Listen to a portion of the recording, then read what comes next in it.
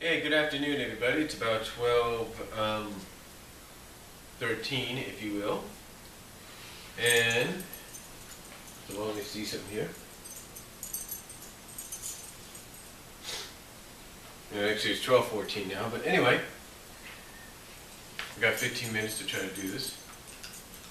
But I thought I'd run down this year's 2012-13 NCAA College Bowl schedule. In other words, the college bowl games that have been announced. Now, I'm pretty sure a lot of people know about the BCS, and, let's get those out of the way, shall we? Let's get the BCS games out of the way, because I know there's a lot to talk about with those. The BCS Bowls, of course, start off this year with the Rose Bowl, which will be Wisconsin and Stanford. Now, Wisconsin basically outright got in there because they won the Big Ten championship game, even though they're 8-5 and they're unranked. Now, some people would think that an automatic qualifier like Wisconsin shouldn't even be in there. But again, thanks to tradition and the rules, they're in. Yes, they're not ranked high. Yes, Kent State is lower, and there's other teams that you might say are more worthy of being in the Rose Bowl, but it's also tradition that it's Big Ten, Pac-10. And then after that, you get the Discover Orange Bowl, which a lot of people are kind of debating about, believe it or not. The Discover Orange Bowl is the best suitable bowl game with its legacy and everything to have a automatic qualifier of a non-BCS conference in there. That, of course, being Northern Illinois. See, basically the new rule that was put into place basically says that if any non-BCS team and basically any conference champion from any non-BCS conference is in the top 15, if you will, then that school is an automatic at large. Now, I know some of you are thinking that Northern Illinois, a lot of you will agree with that, say, with someone like, say, Kurt Herbstreit on ESPN last night. You agree with him by saying that Northern Illinois, and a few others as well, that Northern Illinois losing to Iowa, who didn't even make a bowl game this year as far as I know. And I'm looking and I don't see Iowa's name anywhere in these bowl categories, but losing to them, I understand how some of you, like those analysts over at ESPN and other analysts out there, feel about Northern Illinois being in there. I mean, they lose to Iowa, a school that didn't even become bowl eligible, had a bad season, and yet they're in a BCS? Well, first of all, here's the thing. The rulings may be controversial, but they're the rulings, whether we like them or not. And also, I think what it is as well, in my honest opinion, my honest to God opinion, is the BCS, the people in charge of the BCS, they want to prove that they're not so highfalutin. They want to try to prove to people, hey, look, you think well about the money, guess what? Or you think well about the brand names, guess what? We're not. Here, we're going to put this school in. We're going to add these new rules, and we're going to add any school, non-BCS, and its conference champion into a BCS game if they're higher, if they're 15 or higher. And that's what Northern Illinois was. They were 15 or higher. Now, some people, like some of the analysts, will say, well, Northern Illinois didn't really get on the map until late in the year, until they got near Kent State, into the MAC championship, and that was it. That is true. I will agree. I didn't even know about it, honestly. I didn't even know.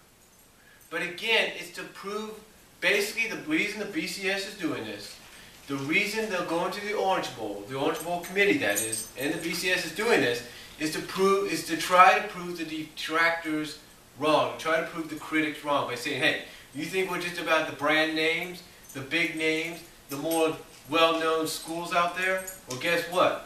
We just took Northern Illinois and put them in the Orange Bowl. And by doing so, we've bumped a bigger name like Oklahoma down into the Cotton Bowl. again, it's all about them trying to prove to everybody, hey, we're not about the big names all the time. We can do the unexpected. Basically, in what could be the final year, basically is the final year of this system, they're trying to prove to the detractors and everybody that they can do what the people feel is right. And there's a lot of fans, Northern Illinois fans, of course, and a lot of college football fans out there that have probably followed schools like Northern Illinois throughout the year and have said, you know what, this team needs to get to a BCS. And you know what? That's what's going to happen. They want to prove, basically they want to show favoritism. Basically the critics and everybody that has criticized them throughout the years for not giving teams like Northern Illinois, Boise State, Utah, TCU, Hawaii, and the list could go on, opportunities to perform on the big stage. That's why they're doing it, to shut those critics up. So those critics will be like, you know what? Maybe the BCS system isn't that bad after all. Basically, that's why they did it, whether we like it or not. But yeah, getting back to the Orange Bowl, Northern Illinois will take on Florida State in the Orange Bowl. In the Sugar Bowl, you'll have Louisville and Florida, which ought to be a good game, but I think Florida's going to blow them out. With my honest opinion, that is. And then you got the Tostitos Fiesta Bowl, which I think is going to be a great game, and I'm going to record this game because I know it's going to be good. Oregon and Kansas State. And I agree with some of the analysts, and I think a lot of you would agree with this. Potentially a few weeks ago, about 3 or 4 weeks ago, we thought this was going to be the national championship right then and there. Right? Having a bowl game, having a BCS bowl game on the 3rd of January, basically, 4 days before the final BCS game? Hey, better than nothing. And then, of course, you got the BCS championship game itself, Notre Dame and Alabama. To me, my late grandfather was always a Notre Dame fan. So basically, my family, my relatives are Notre Dame fans. So, and for me, so it will be, basically, we will be in the corner of Notre Dame. But for me, coming back, since I've moved back to California, a lot of things have been coming full circle lately in certain areas. And now Notre Dame, back into prominence, back into the national championship picture, and in the championship game itself, is back in prominence. All right. Now, first of all, do I think they'll beat Alabama? I don't know. I think it'll be a great game, but I don't know. I think, to me, the Orange Bowl and the National Championship are going to be the games to watch. No doubt about it. All right. Getting into the non-BCS bowl games, the mid-BCS bowl games, if you will. The non-BCS bowl games. Of course, we kick off with the New Mexico Bowl.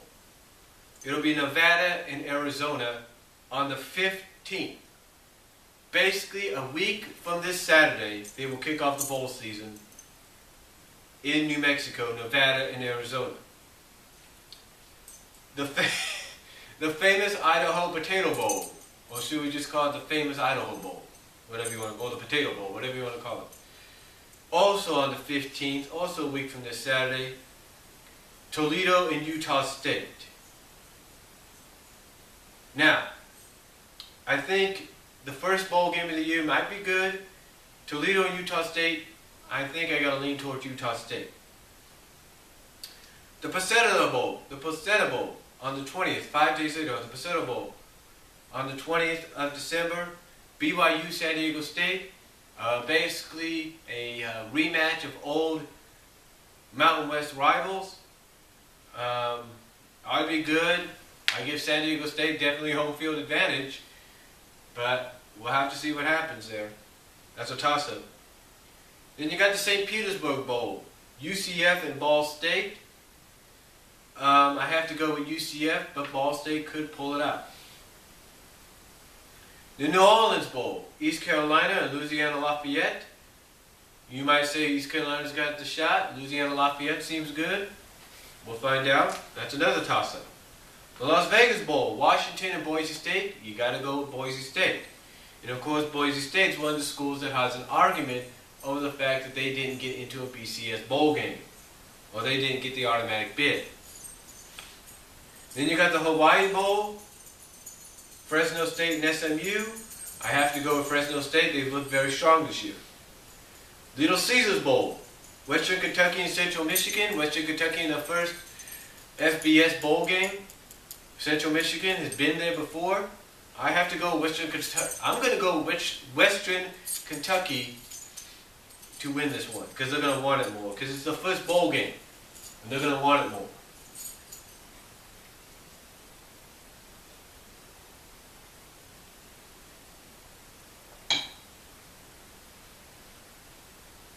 All right. Then you got the Military Bowl in Washington, D.C., in the Military Bowl. San Jose State, surprise, surprise, against Bowling Green. San Jose State is on a tear right now.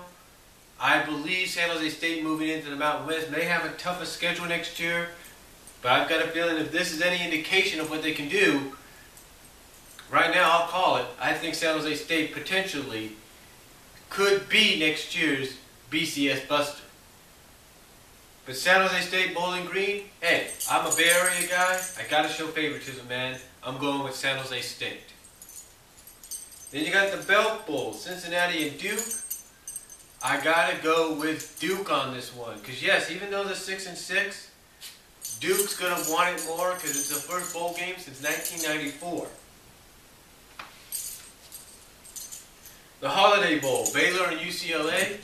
This ought to be a good one.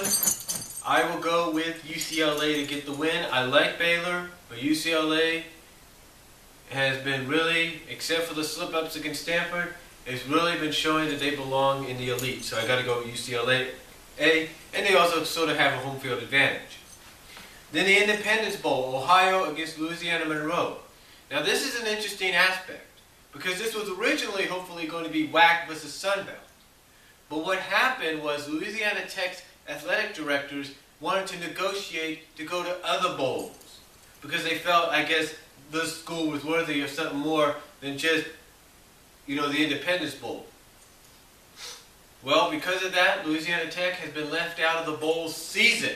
Basically, the athletic directors have basically screwed the school, the fans, and the players out of a bowl game this year. So who takes La Tech's place? None other than Ohio. And they will take on Louisiana Monroe in the Independence Bowl. And I'm pretty sure there's a lot of Louisiana fans that are going to be there that were hoping for an all-Louisiana bowl game. Then you got the Russell Athletic Bowl, the Champ Sports Bowl, if you will.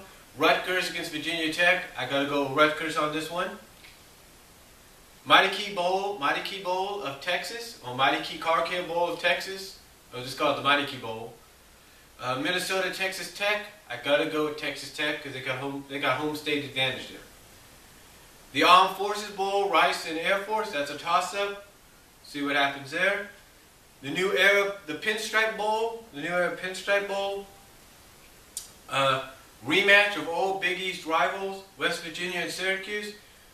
This is another toss-up, but I think West Virginia is going to want it more to make a statement that it wasn't a fluke for them to go in to the Big 12. Then you got the Kraft Fight Hunger Bowl, Navy and Arizona State. I got to go with Navy on this one. Then you got the Alamo Bowl, 20 years. 20th anniversary of the Alamo Bowl. I got to go, it's Texas and Oregon State.